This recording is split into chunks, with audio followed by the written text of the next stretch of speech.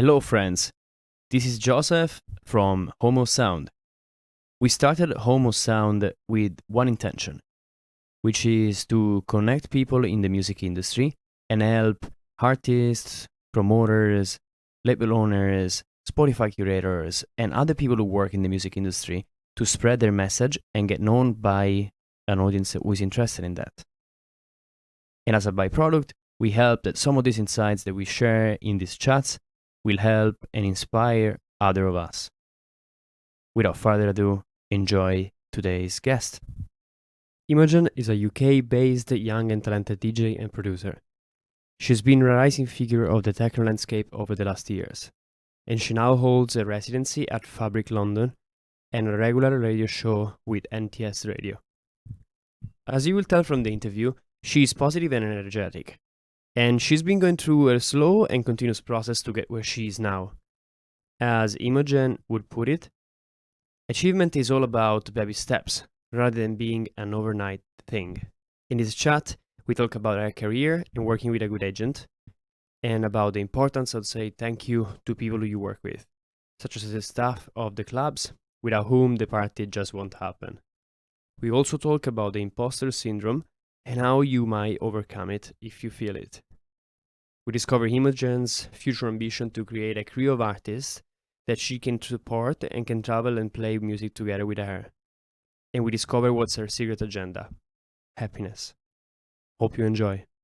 Yeah, amazing to have you here. I think the first time I got to know you as an artist was when you played at Fabric a few months ago with Tommy 47.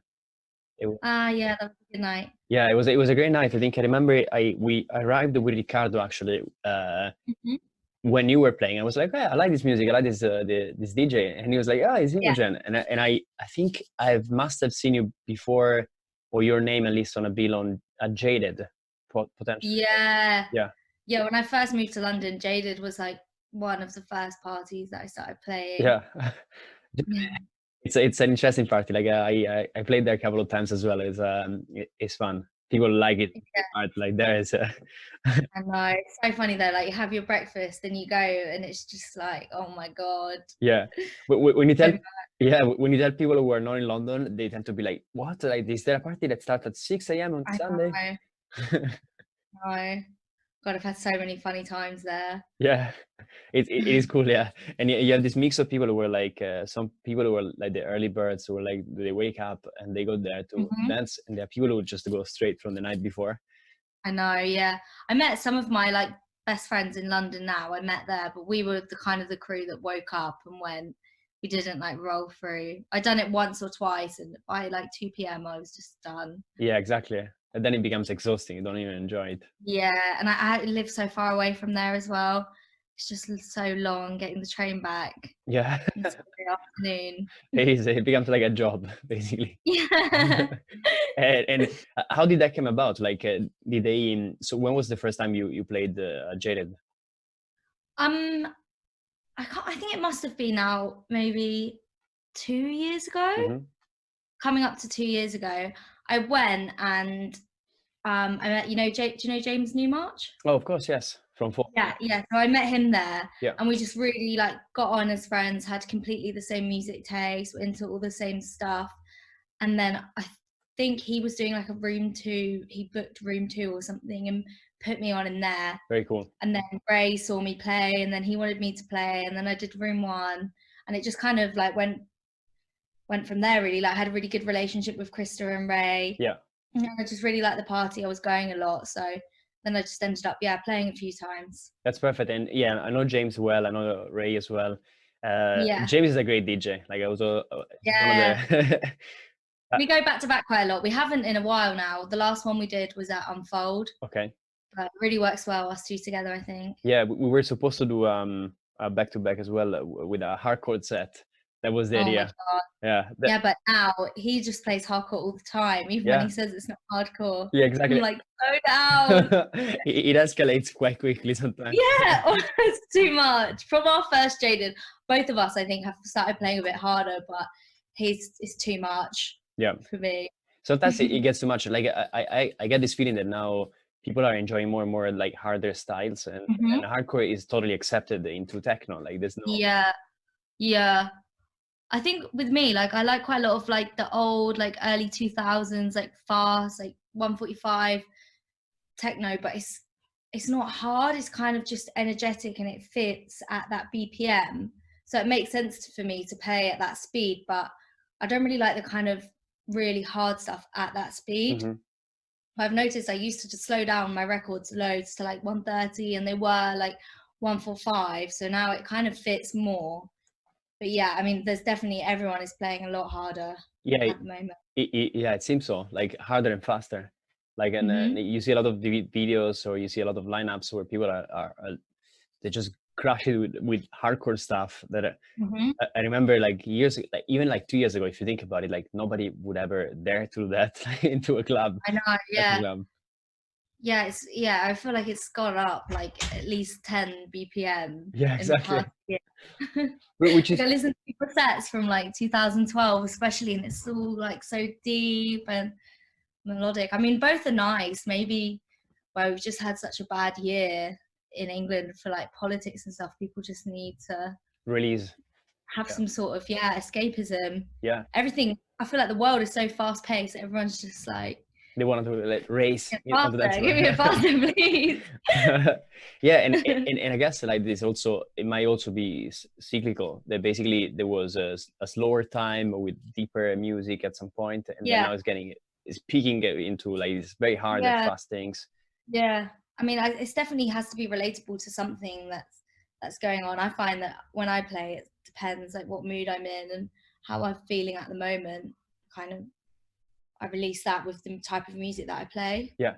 Is there a specific vibe that you think you'd always try to bring to your sets? I think it's what I like is to always have people's attention, like to mix it up and to not have them to like wonder too much, especially when people are taking drugs and stuff. It's quite easy just to drift off and get into your own thing, but I like to constantly, be excited and try to keep everyone engaged with what I'm doing. Makes sense. And so essentially for you is like you play it by ear. So you go there, you try to get them Yeah, engaged. and I think as well, where I'm like, if I'm not headlining, I'll play, say I'm playing with Stingray, I'll play more of my electro collection, and then when I played with Tommy 47, I'm playing more that kind of style. Yeah. I guess it also depends on the audience, the club. Like if you go to a club where people expect that jaded, you wouldn't play experimental stuff. Yeah, exactly. And because the crowd, they're there for the headliner more, so that's the kind of stuff they want to hear, and it's nice as well. That's why I enjoy doing Fabric, because I can say to them, I really want to play with this person because I want to play this part of my collection that I haven't played before. Yeah. And I think it's just nice. I include it both, like all my collection in my sets, but what I'll play more of depends really on who else is playing. Yeah, it makes sense. In a way, it's like you having a two-way conversation with the crowd. Like, Yeah, exactly. Yeah. which makes sense. And then, so very interesting what you said about Fabric. Like, how is your relationship with them? Like, how much do they kind of lead where you're gonna play, or how much do you lead the lineups? I basically, when they took me on as a resident, I sent them a massive list of like all the artists that I would want to play with, from small artists to headliners, which is really nice because it's kind of like being able to book your own night, but without obviously having to use any of your money. That's Like, great. I'm just putting my input. Like, this works really well together, and they did do that. Like, a few of the shows I've played, it's like all been from the list that I've wanted to play with. And I think they know my style and they know where I fit well. So we're like very open to kind of each other's opinions. And we have a good relationship. I mean, obviously it's difficult now. There's no shows going on. So I mean, I hope they're well and that everything's going well with the club. They seem to be doing a lot more online stuff at the moment. So it's just about kind of keeping in the loop. Of course, yeah, which makes sense. I think now it's a tough time for everyone. Like, and everybody pretty much has to stay home. So the probably the revenue side, the money takes a hit for everyone. Yeah. The only thing is, like, at least we're all in it together, and it's not just now like Italy, and because I think we're so privileged, we don't think that it's going to happen to us, and now that it has, it really does put everything into perspective. True. it really helps putting things into perspective. I was speaking yesterday, I think with my mother or someone, a friend, like I was saying, now I think hopefully we're going to realize that like when you see that there is a war in a country and you are just, I don't know, sipping a cocktail, like you Mhm. think twice about like what's going on there, because you now Yeah, definitely. relate. Yeah. Yeah, and you have to look at, you know, you need to help everyone because you don't know what's going to happen to you as well. Yeah, totally, exactly. And my hope, my personal hope is that like out of this situation we're gonna get out of this stronger and thinking more mindful of other people. That's my Yeah, hope. definitely. I think we will as well. Hopefully everyone just won't go like absolutely mental by the time it's over. Yeah, it's true. And I guess it would be like a function on of how long this thing will be. Like if it's Mm. like if it stops like next week, I think people will forget very easily. Yeah, I think British people especially, we have a thing of kind of getting over bad things really fast. So I don't know how, when this is over, I think we'll have to have some sort of system in place where we can recover from it slowly, because I think British people would just be like, okay, I'm going out. Pub. And then, yeah, exactly. Pretend like nothing ever happened. Yeah. Yeah, let's see. I mean, I don't wish we're gonna stay in this lockdown for long. I wish the world would recover pretty fast, but like Yeah. it could help us actually to be here, be Yeah. forced to be like this. And Yeah. talking about that, and then we switch to another topic. Like, how are you spending your days now in this lockdown? Well, obviously I came to my mum's on Monday. So before that I was just producing a bit more. And I mean, right now it's kind of getting grips with the situation. Mm-hmm. But I'm definitely I'm still exercising and it's nice. I'm having more time to do everything. I think that's what you were saying about just being a bit more mindful, like just the small things, you know, like going for a walk. And definitely now with like, especially my music production, I'm focusing way more on sound design, and I'm not rushing about finishing stuff to play out because I don't have anywhere to play. So Yeah. I spend way more time on mix downs and yeah, just like the smaller things that I was kind of rushing before and like getting excited about, I can now sit back and kind of learn those things a lot more. Yeah, that makes sense. And in a way, like this thing is creating time for all of us to. Yeah, exactly. You can just do anything that you've wanted to do. Yeah. That doesn't obviously involve going out, but anything that you've wanted to learn yourself, now is such a great time for it. And there's no need to rush anything because there's no rush now. Like everything's been put on pause. Yeah, it's true. And what you said something as well, like before, that everybody's on the same boat. Like literally the world Exactly. is stopping. Yeah, and before I was getting a bit, what I was saying about like getting a bit overwhelmed, like trying to catch up in the pace of everyone and trying to like be the best I can be right in that moment. And now it's like, okay, everyone's paused, so you can just sit back and just focus on like yourself, and then everything will pick back up again. Yeah, exactly. And that's we need to make the best out of the situation, anyways. Yeah, I'm just trying to look at the positives now, really. Well, there are many. Like this is might help people that will be listening to this podcast. Like I think. Yeah. Sorry, go ahead.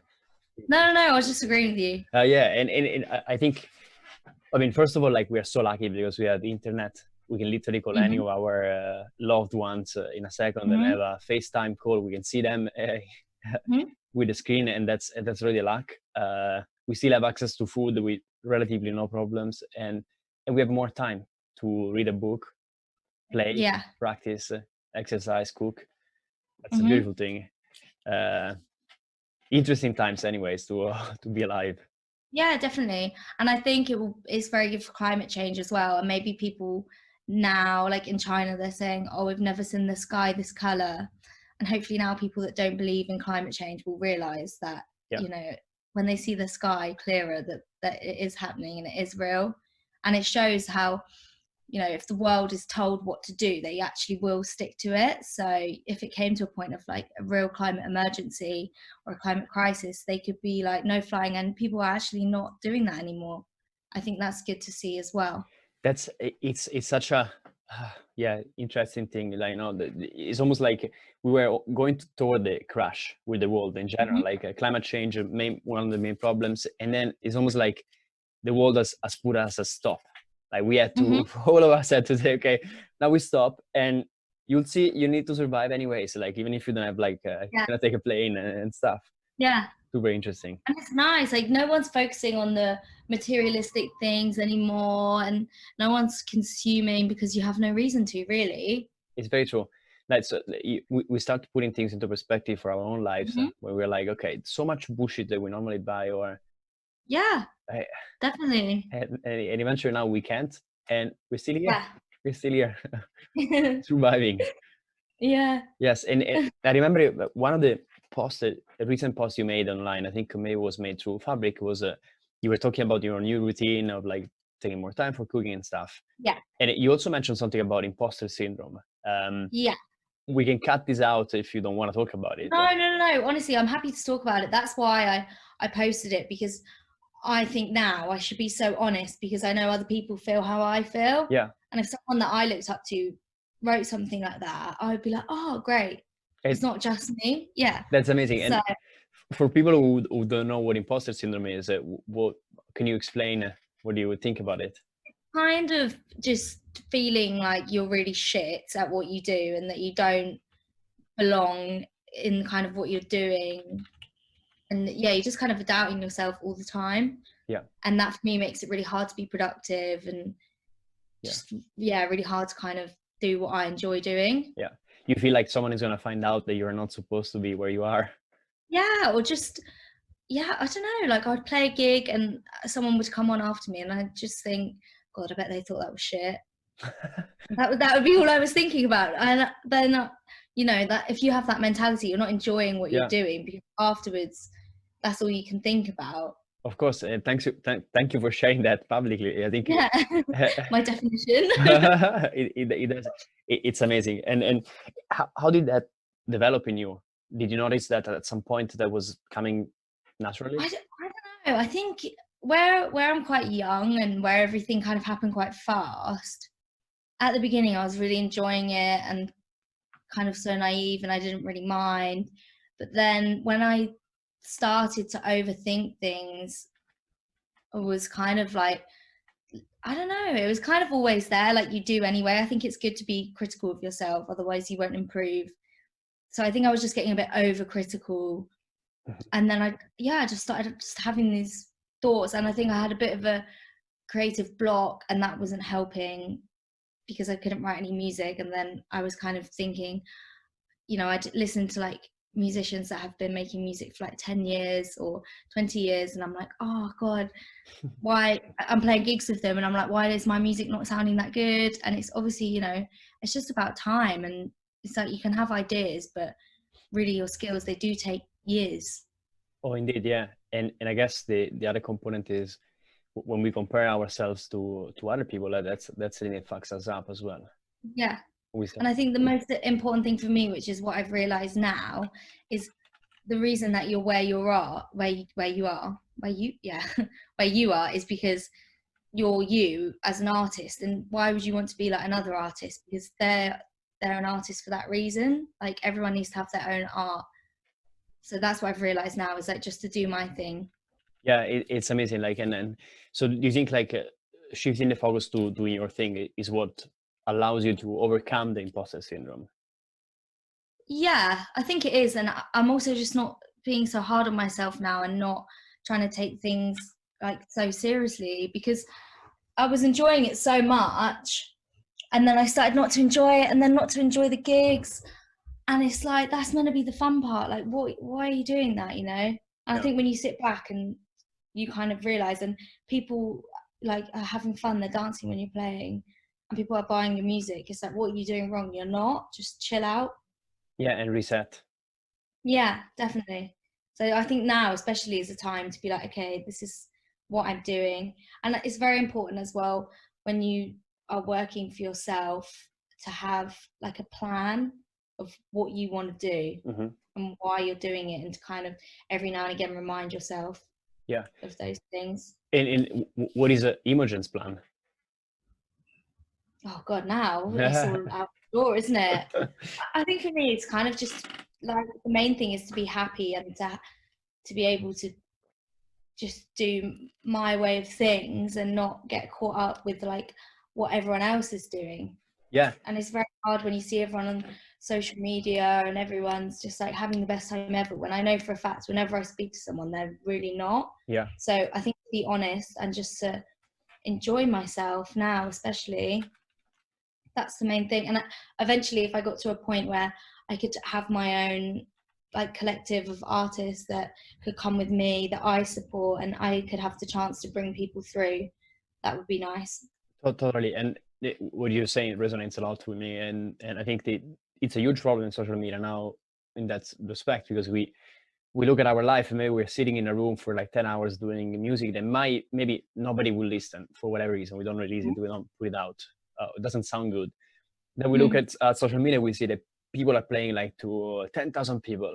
And then you scroll and then everybody's having the time of their life. Yeah. And you look But when you speak to everyone, they're the gigs they hate. Yeah. And it's the same with me. Whenever there's loads of people there, like thousands, you're so disconnected and just, I mean, it's not that you hate it, but you know, the smaller stuff is so much more enjoyable. Whereas you don't see artists posting stuff about it. Yeah. And I guess it's becoming like a bit of a race at who has the biggest crowd, who can show more, right? Yeah. I saw a post and it was like talking about like bricklayers, and it was saying like, imagine all bricklayers posting photos of the biggest wall they've built. And it's the same with DJs posting the biggest crowd. Yeah. It's just it's a constant, look what I'm doing. I mean, I'm very much, obviously I've done it, but I also would make a point if I've had a really good gig, no matter how many people were there. Yeah, totally. And that is that becomes your happiness. Otherwise you're sick. Yeah.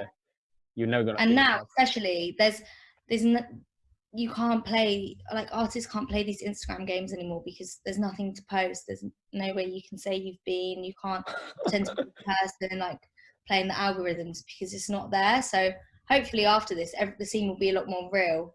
Yeah, that's another big thing. Like hopefully that will happen. And also it is a kind of a reset. So now everybody's a bedroom DJ, pretty much. I know. You can be Sgambat, you can be Mulero, you can be anyone. You can be the person who started yesterday. Everybody's as a room with 2 decks, maybe, you know. And what it shows as well is like, I'm loving watching the live streams. Like I watched Helena Huff's and it was great. And she was having a great time, but it also proved a point to me, you know, the audience is the biggest part of a gig, not the DJ. Like without the vibe and without everyone there, it's really not as much fun. Yeah. And, you know, DJs are on such a pedestal compared to years ago. And now it's like, no, we're all the same person at the end of the day. True. You know, just because you have that job doesn't make you any better of a person. It's true. I guess in a way it evolved the way because the DJ is kind of the leading figure in that context. So people look at them as wow, they're like semi-gods. They're like crowd. And there's a book that I read some time ago.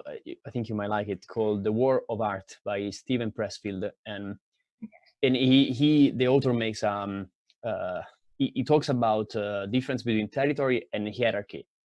Basically, hierarchy is when you try to do things just to be better than someone else. So you always it's all about status, isn't it? Correct, exactly. You try to be better than someone, but that is like you're racing for something that never stops. So because you go up, there's always going to be someone better than you. And the paradox is that even if when you get at the top, you are the best in your category, eventually it's not fulfilling because you have no one else to beat after that. So your purpose basically fades off. And then he says the opposite of that is to focus on your territory, which is like you do art, for instance, whatever your art is, because it's what you like. You would do that anyway, even if you were the only person there. And that's a beautiful thing. I think it's an important shift that I think it leads to more happiness. Yeah, I've read about that before as well. I think that is definitely how I'm looking at things now, is like just do it for yourself and how it makes you feel. Yeah. And obviously others around you, but it's not like some sort of competition. And that's the whole thing with music. When was it ever that? Like it shouldn't be. Yeah, exactly. And then developing as a market, like eventually, like, and also because of social media, like it started becoming a bit of a race, but hopefully we will reset and learn the lesson. Yeah, I mean, there's no racing at the moment. Everyone's just chilling out. I can show you my kitchen, my Yeah, literally. I have 2 flatmates that listen to music. Yeah, we'll see. We'll see. And one thing that I observed in your social media is that, I mean, you are very active on SoundCloud. You release a lot of mixes. And how important is that for you to connect with your audience? For me, I've always used SoundCloud, and it's how, and maybe not so much anymore, but definitely a few years ago, it's how I listened to all my mixes and where I found loads of new music. And I used to message people on SoundCloud, like, because most people that would upload it, they would never have released it or anything. Mm-hmm. I'd have to message them like, please, can you send me this, or can I buy it somewhere? And then when I started like ever getting recognized was when I was posting my Radar radio shows online. So I think it's just habit. I'm very much like, as soon as it's up, I'll put it straight onto my own SoundCloud. And I just think it's nice to have everything there. And it's, Yeah. when NTS post it on Mixcloud, I'd much rather have it on my page, just as like a backlog and history. And also it's easier for my guests because it means they can repost it. Mm-hmm. But I think for like other artists, SoundCloud's so important because you don't know who's listening. Like there's so many people on there, and it's so easy just for tracks afterwards to jump there. Yeah. And I think I mean, Bandcamp I use for getting my music, but yeah, as far as like posting mixes and stuff, I definitely think SoundCloud's probably the best platform. It is. It still seems to be like a great tool for artists to be discovered, to discover other music. If I'm not mistaken, I think Billie Eilish was discovered on SoundCloud. She posted something, and then that kind of skyrocketed. Really? Yeah. Wow. I think so. That's mental.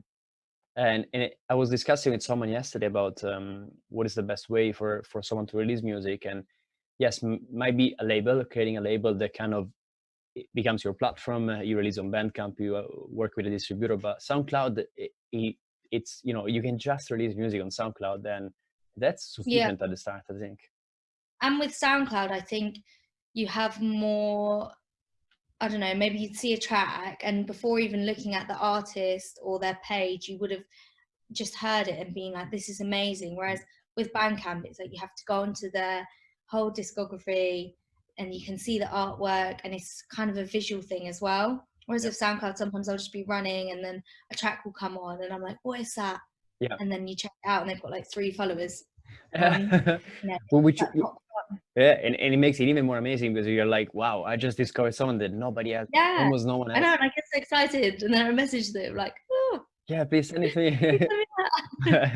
It's great. And then I guess for someone receiving the message, it's so beautiful. Like they might just put something with no expectation, and someone reaches out and be like, wow, great. Yeah.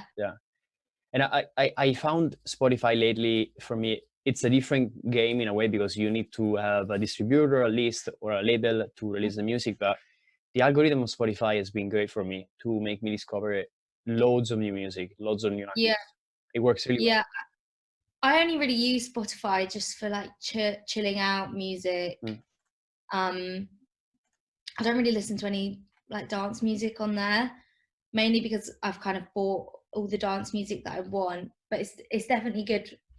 Like Resident Advisor posted that like self-isolation list, and that's like 4 hours long. So I was listening to that the other day. But yeah, apart from that, I don't really use it. Yeah. And I guess, especially in techno, it splits the audience into like the people who just say, I don't use it, and people who love it. Yeah. And one other thing, like, so talking about your journey, so you started to play in London, around UK, and then that thing escalated. And now I think last year you almost played like maybe at least once a week on average, roughly. Yeah. Internationally, you played outside of UK in weeks. How did that happen? Was there any point where you said, okay, wow, this is happening? I'm like, wow, I'm living the life I want. Yeah. I think I think people think that you have this moment of like, oh my God, it's getting serious. But you kind of, it is like baby steps, you know, and I think when you're working hard at home, it's not like, oh, I've finally got this gig now. There's been a few where I've been like, really? What is going on? But mainly, you know, it kind of comes, like touring kind of comes with the work, and you get these shows and then they build and they build. But I would say towards like after summer last year when club season really hit, I was like, okay, I'm very busy now. Yeah, and it comes with time, so it's Yeah, it's not yeah, very, definitely. yeah.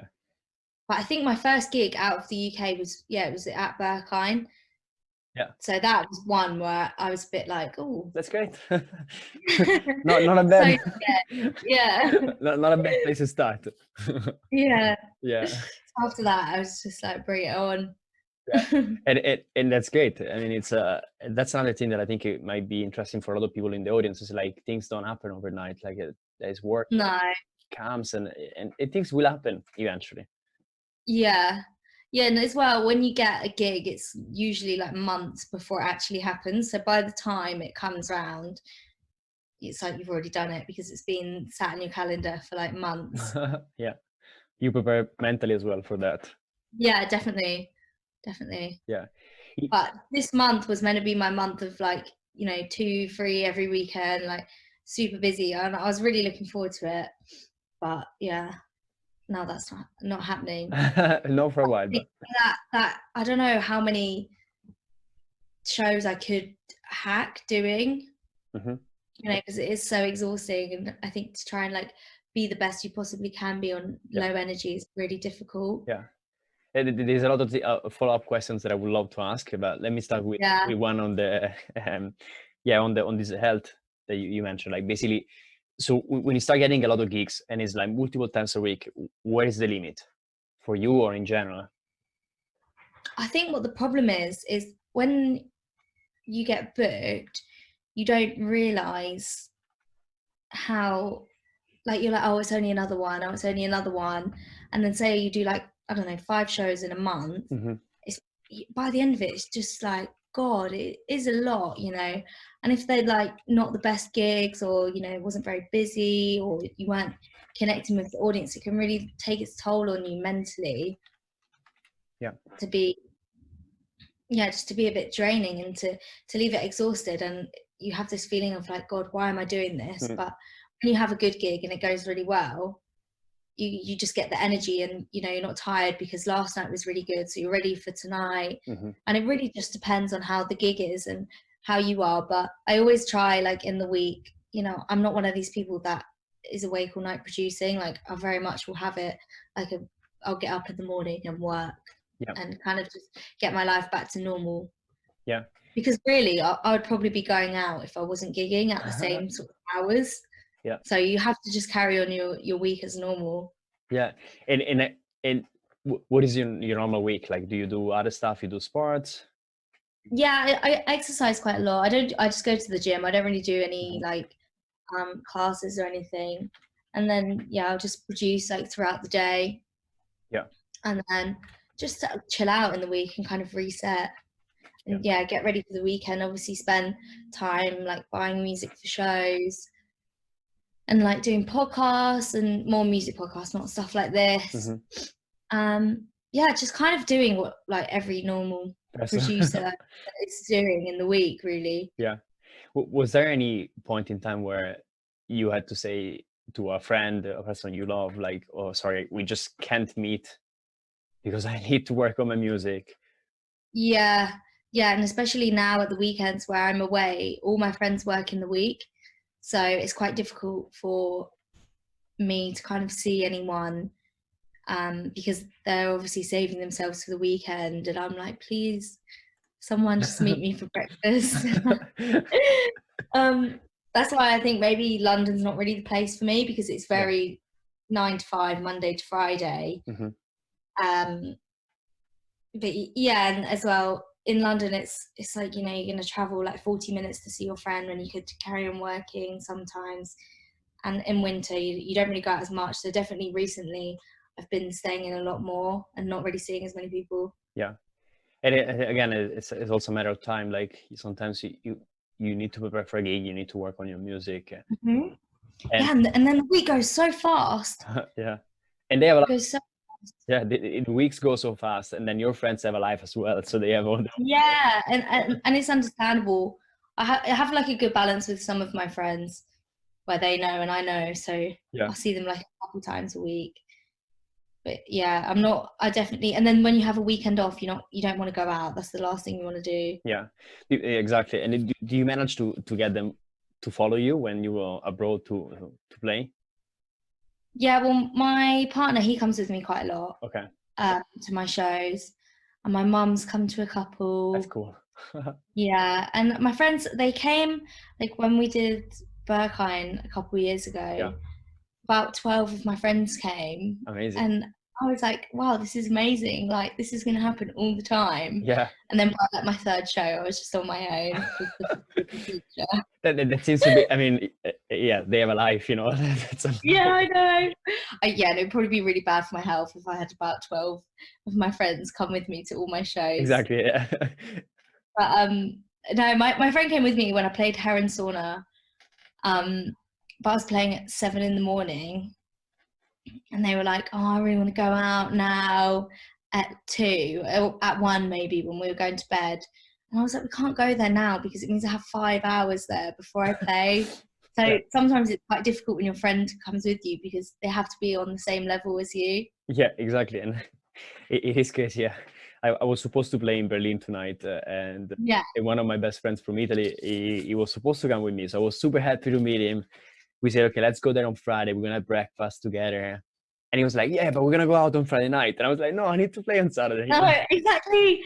I know, and you look so boring, Yeah. but really. And then I say, like, you know, if you're in my position, you'd be exactly the same right now. So yeah, I do have like a certain type of friend that will come with me to my shows. I have some friends that's just too mental. They're like dangerous almost. They just love the party too much, and so do I. So then when we're together, it would just be bad times. Like a time bomb. Yeah. Great. And so going back to the situation now, gigs wise, so you had a lot of gigs booked for March and supposedly April as well. And then what's happening now in the industry? Everything is, of course, paralyzed. God, every day is a bad day. Yeah. I'm not getting any new shows. Well, I mean, what's happening is there's been loads of loads of my shows have been rescheduled to September.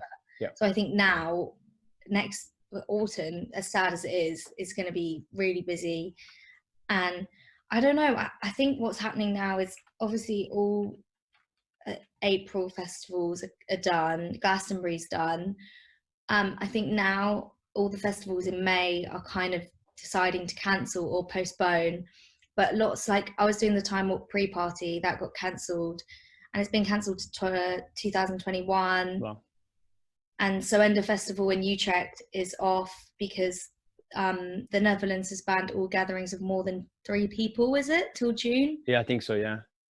But then I can imagine now all the festivals in June aren't going to be like, oh, we're still going ahead, because do you really think after them stopping gatherings of 3 people, they'll let a festival with like 10,000 people happen? No. I can't imagine that happening straight away. So I really hope not, but I don't know how much of a festival season we'll have this year. Yeah, no, it's tough. Like, there's no way we can forecast it now. I think that's and I think oh, sorry. I think as well for promoters, yeah, they're not selling any tickets. So like, why would you buy a ticket for a festival in July when you are in lockdown? Yeah, in your house. The promoters are not selling tickets. Artists are not getting fees. Agents are not getting fees. Yeah. Staff who work at festival or work for promoters, like they're all yeah. Hopefully they're gonna survive. For everyone, but I think that's why like a lot of stuff is getting cancelled, because they see one festival get cancelled and then they jump ship as well because they're worried about what will happen. Yeah, for sure. And how is your agency dealing with the situation? Are they worried about what's happening? Yeah, I think everyone's pretty worried right now, but it's that kind of thing, is we're all in it together. Yeah. And I've said to my agents, and my agents are obviously doing that, like, just keep the best relationship with the promoters that you can, because they're having the situation as well. And if you can carry on working with them when this is done, that's obviously the best thing to do. And my partner, he's a booking agent, and he's obviously got the same problem where he's very stressed about what's going on, but it's just happening to everyone. And I think now everyone's just kind of getting on with it and rescheduling and just moving on with it, and Yeah.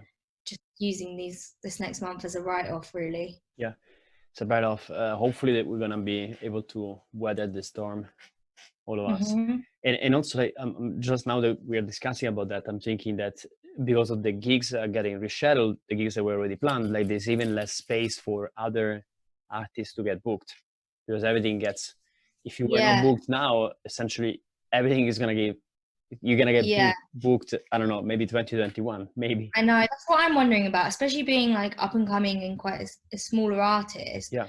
I don't know what happens in terms of, do the festivals that are moving to 2021, are they going to keep the exact same lineup? I think some of them are. It's like, what if these people aren't current anymore? Yeah, it's very interesting, you know, and also it's unprecedented. So like we have no idea how this thing. I know. I really don't know. I think you can just crack on with your music, really. Yeah. Focus on that, because there's nothing, if you get too caught up in it, you're just going to get stressed out. Yeah, exactly. The positive side of it is that you people have more time to listen to stuff. So potentially, if you provide entertainment, you provide good quality music, or you have your audience, like you have a lot of audience now. People are home. I know. Like when I was watching someone's live stream the other day, it was like 2,000 people. Yeah. That's great. Like on a Friday night. It's usually the worst time to do anything. It is. And this thing has changed the rules for everything, even for posting on social media. When people like, when you know, the classic stuff, like if you want to post something meaningful, don't post it on Saturday night. Like now it's probably the opposite. Like, yeah, now it's like, get it going. I'm still every Saturday though, I'm like, right, I'm gonna get ready and I'm gonna have a good night, because I just forget. Like if I just continue with my pajamas. Yeah. Get what I look like. But now, yeah, it's an interesting time to leave the world. And so relationship with your agent, how did that develop? What are the important things for people who are approaching agents? It's my agent actually took me on before I even knew what an agent was. So that I think is great, because it shows, you know, that we've had this relationship from the start, and he's really helped kind of build me, and he's believed in what I've been doing this whole time. So I think when I was struggling with the whole imposter syndrome thing, I kind of could remember, like, okay, well, especially the people that have put their trust in me to work with me have been there from the start. But he messaged me on SoundCloud. This is why I say it's so important about SoundCloud. Saying that he liked my radio shows at Radar. So it was about 3 years ago now. When Radar was still open. 3 years ago now. Yeah. And he emailed me like, I really like your radio shows. Do you make any music? And it was like, I remember I was drunk in Pickle Factory, and I was like, what is this email? And I didn't know what an agent was. And I said to my friend, like, what does that mean? And I thought it was spam, so I just deleted it. And then the next day my friend was like, no, that's like an agent. They want to, you know, book shows for you. And I was just like, oh, I wasn't playing any shows really. Yeah. This was before Jaded or anything. And then, yeah, I just replied to him with my music. And I think I was 17 then. And he was like, it's a bit young, let's wait. And I was meant to be going to university. And I was like, okay, well, I'm going to go to university. And he said, oh, no, don't do that, because, like, I do want to take you on. Yeah. And, you know, it needs to be near an airport. And to me, this was so surreal. I thought, why is this man I've never met saying, you know, don't do that because you need to be near an airport? Yeah. And then, yeah, we just said, let's just give it a go now and see how it goes. This was kind of me just being naive, like, yeah, let's go for it. But it worked well, like, especially the first year. Like, we had a really good year and stuff. And yeah, I still have a really good relationship with him. We're not like too close. Yeah. Did you change agency after that?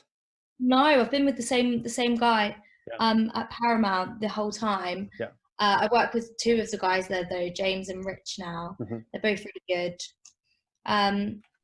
They just get what I'm about really, and they're not too like pressurizing either, which is nice. Yeah. Not how like a manager would be. I don't have a manager. But I imagine like they'd be, you know, be more pressure. Yeah. Yeah, so essentially, yeah, they do the agency, the bookings part for you. Yeah. Yeah. Yeah, I mean, I would say it's definitely important to have an agent, especially for fees and, you know, for getting your name out there. Mhm. Because I don't know, I feel awkward, like most people do, asking someone for money Mm. for something that you enjoy, but you have to know your worth, and you have to kind of just make sure that you have someone backing you up. And it's difficult to big yourself up, whereas if you have an agent, like, they can do that for you. Yeah, true.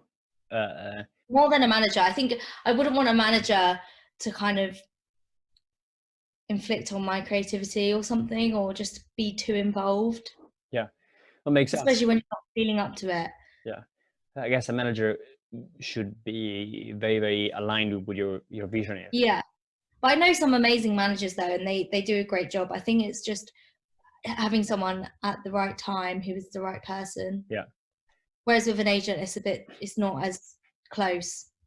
Yeah, it might not be, yeah, exactly. Sometimes, like, I've had horror stories, I've had like great stories of people who were super happy with their agency. Yeah. I think if you were single or like traveling on your own a lot and you needed a tour manager, that would be a different thing. But having an actual manager for me right now, I just don't really need one. No, exactly. And I guess, I mean, it might change with time, but you don't Yeah. necessarily need that. Yeah. Yeah. And it's great to know that, like, you have a good relationship with your agent, Yeah. and they're happy. You're happy with them. They're happy with you. Yeah. I mean, I hope they're happy with me, but I think, you know, my agent wouldn't have wasted his time taking me on Yeah. so early on and building something Mhm. if he wasn't like feeling it straight away. Yeah. Do you feel that they help you also kind of deciding what gigs you should be playing more at, in terms of like, I guess they also get inbound requests to book you? Yeah. Did it? Oh yeah, they must filter out like quite a lot of stuff. I have some messages on Facebook from people like, we're trying to book you for this thing in this place, and I messaged my agent and they're like, yeah, no, we didn't send that one to you, and it's obviously for the right reasons. Yeah. Yeah, you just have to be selective. Yeah. Be selective, and I guess if you have an agent who knows you and knows where you're going, like, yeah, you want them to back you up. You want them to help you. Yeah. And as well, like if you're being selective and say you missed out on that gig, but you had a really good one, you probably wouldn't have had as much fun if you did both of them and one of them wasn't really good. Yeah. So I'd rather be selective and have less shows, but them will be really good shows. Yeah, no, makes sense. And how many let's say promoters do you see that they rebook you throughout time? Like, is there like It's been most of them actually. All the kind of promoters that do, you know, regular weekly parties. Mhm. Like in Maastricht, one of my favorite parties, Clay Drum, I've played for them 3 times now. Wow. I'm gonna do like a special thing next year for them. So stuff like that. It's all about having a good relationship, you know, and going there and being nice and being grateful that you're there, and not, just not being a dick, really. Makes sense. Yeah. That's a big thing. It keeps coming up. Yeah. No, especially without the sound engineer and without the guy on the door, like you wouldn't be there either. I think it's so important to just kind of have the same, treat everyone at the party. Yeah, another thing that came up in one of the podcasts that we did with Ella Magdassi was the people who do the lights. Like, very few people care that someone is doing the light for a club. That's amazing, actually. Like, you know, that is big part of the vibe. Yeah, it is 100%, and that's why, you know, you need to say thank you to the artist liaison and just have manners and have just decency and respect for everyone else there, because without you, like, the party will go on, but without all these other people, it won't. True. Wow, and that's a tough reality, but it is true. Yeah, they can book someone else. You know, you just have to be grateful that you're there, that you're doing, you know, what you want to be doing. Yeah, and people put their trust in you to book you. Yeah, it's true. And going toward the wrap up, it has been a great chat. One question that still have in my mind is, you mentioned that you would like ideally to have your own platform, a group of DJs and artists that you actually want to support and you want to grow up together with. Do you have any plans in mind? label or anything else? Yeah, I think I would probably start off with a party over a label, Mm-hmm. because I think with a party you can kind of establish a vibe as well as the music, like who you would want there and where you would want to do it and the kind of space. But yeah, eventually it would be nice to be able to bring people on a tour, or to just have their friends, or have their friends there, and have kind of everyone have something in common instead of just going to a gig on your own. It would be nice, if Yeah. the promoter trusted you to say, okay, well, I want this person to warm up and this person to close. Yeah. And you just have your kind of crew. I think that for me would just be a really nice thing to do. Yeah, would certainly make things more fun and easier. Yeah. True. And I would have loved that, like if someone did that with me a few years ago. Yeah. Oh, totally. That's another big part of it. Like, I think sometimes we get more sensitive to things, more empathic to things when we feel the pain or the need to have that thing. Yeah. Any plans of like fishing for new artists somewhere or anywhere? Where would you like to start a party? Well, I'm always like, especially when I'm digging for music, I'm finding these random artists and I'm kind of like trying to see if they've got a page, but most of the time they don't. So it's quite hard to kind of follow up with people. But I've definitely got my eye on a few people, and every time they post new music or they release something or a mix, I'm always listening, and I'm just kind of watching them. They probably don't know that I'm watching, like waiting to see where they're going, what they're doing. I'm not in a position now to kind of be like, not a cult leader, but to be this person running this group when I'm becoming myself. So right now it's just kind of appreciating smaller artists and my appreciation. But definitely in the years to come, I'll kind of try work out a plan of how I could help someone and what I would want them to do with me. Yeah. Like collaborating or something. And just, I think, just if you get on with someone as well and you both have the same interests, that well. Yeah, no, makes sense. And it becomes like your family. So it's almost like your crew, your family, your group of people. Yeah, definitely. Yeah, that's another amazing thing that I think when you have a label, for instance, that's a way to develop that kind of relationships and going forward to. Yeah, exactly. Amazing. Yes, I'm looking forward to seeing what you come up with. Yeah, in a few years. Yeah, for sure. I mean, it's on the way. We are here for the long term. And last question, really, if you could leave any piece of advice or any skill that you would give as a present to a possible daughter or someone who comes after you, what would that be? What is Imogen's skill? It would be exactly what my dad told me, just to, whatever you do, be successful and be happy. Wow. It sounds cringy, but you want to do anything, I think as long as you've tried your hardest and you're as successful as you can be, but you're happy and what you're doing is what you want to be doing, that's it. Because no one really cares what you're doing. You have to just focus on your happiness and that you enjoy what you're doing. Yeah. People get way too caught on like thinking about what other people think and, oh no, what if I stop doing this and I start doing this, when really, no, what, it doesn't matter. That's true. And happiness, I think happiness is the real only metric that we all have. If you're happy. Yeah. Hopefully after all this, we'll have a better understanding of it. I wish so. Hopefully we will fight for that. Yeah. Great. Imogen, this has been great. Thank you so much for being with us. Thank you. Thanks for having me. It's nice to talk to someone, actually, that's not in my house. My pleasure. My pleasure. And we're gonna put all your links in the show notes. But if you have anything you want to flag now, anything where people can find you, feel free to do. I just did a self-isolation, like listening show on NTS, which is nice if you're staying in and want to listen to that. Amazing. And I have a podcast coming out next week for Sugi magazine in France. Okay. That'll be coming out. That's great. And this. Amazing. Yes. Looking forward to hearing the new podcast. And yes, Yeah, pleasure to have you. should be good. Hopefully, Thank you so much. my pleasure. Hopefully, we're gonna see you in person soon. Bye bye.